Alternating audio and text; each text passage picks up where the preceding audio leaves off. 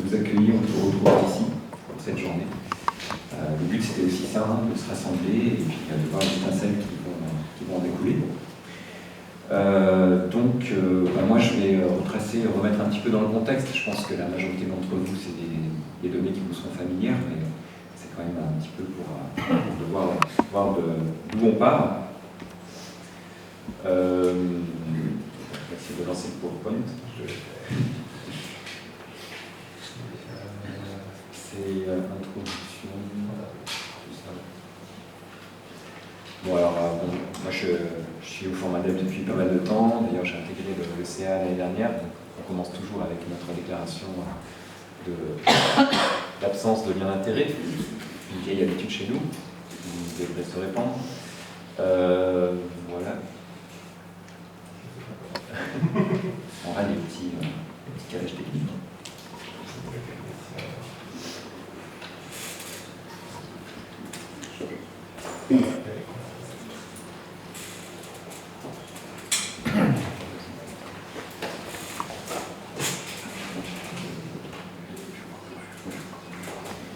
Donc il y a de nombreux enjeux autour de cette question de la formation à l'indépendance dans les études médicales. Évidemment, les premiers enjeux, c'est les enjeux sanitaires.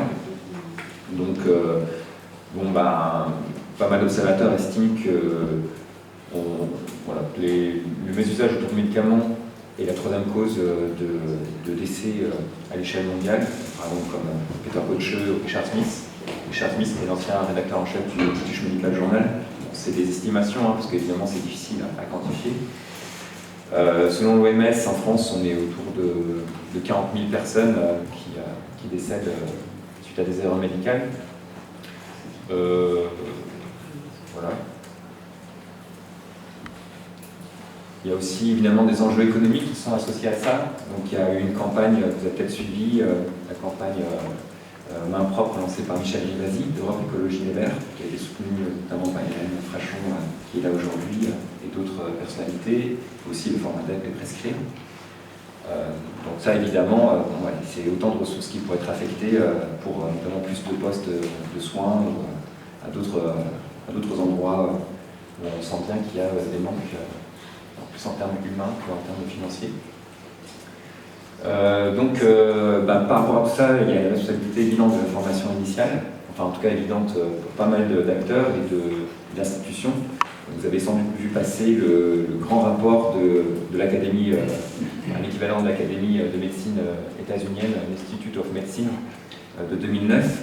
Mais ce qu'on sait moins, c'est qu'il y a aussi l'association des collèges, enfin en tout cas des facultés de médecine américaine, l'AAMC, qui, vous voyez en bas, ça regroupe 145 facultés états-uniennes et 17 canadiennes, donc c'est quand même quelque chose qui pèse. Et eux aussi, ils ont fait un rapport, et je trouve que c'est important quand même de lire au moins une citation pour donner le ton. Les conflits d'intérêts créés par une multiplicité d'interactions, excusez-moi pour la coquille, communes avec l'industrie, peut en médecine de manière générale, et pour la médecine enseignée à la faculté en particulier, avoir un effet corrosif sur trois principes fondamentaux du professionnalisme médical: l'autonomie, l'objectivité et l'altruisme. Donc là, pareil pour l'Institute of Medicine. Les facultés de médecine et les hôpitaux universitaires devraient enseigner aux membres des facultés et aux étudiants en médecine, externes et internes, comment éviter ou gérer les conflits d'intérêts et les relations avec les représentants de l'industrie pharmaceutique et de matériel médical. Les organisations d'accréditation devraient développer des standards requérant une formation officielle dans ces domaines. Donc, par rapport à ces accréditations, on y reviendra parce qu'on y travaille. Donc, évidemment, les enseignants ont aussi un rôle déterminant à jouer, certainement même un rôle clé. Et j'ai trouvé que cette citation aussi du même rapport de l'Institute of Medicine était assez intéressante, en soulignant le fait que, en tant qu'enseignant, on peut se croire immune de ces influences. C'est toujours une question. Hein. La plupart des enseignants ou des médecins se disent qu'ils ne sont pas vulnérables par rapport à tout ça. Mais comme ils ont un rôle d'enseignant, ils devraient au moins montrer l'exemple auprès de leurs étudiants qui, eux, ne sont pas censés avoir cette expérience, ou en tout cas ce recul-là. Donc au moins par rapport à ce souci, il me semble que les enseignants devraient quand même se positionner et avoir cette réflexion éthique. Donc ça c'était pour l'international, mais en France aussi, on a eu des rapports. Hein, là c'est les rapports du Sénat déjà qui datent de 2006, qui est fait par François Autain. Donc là aussi je trouve que c'est quand même intéressant de lire cette citation. Lutter contre les ingérences des firmes dans la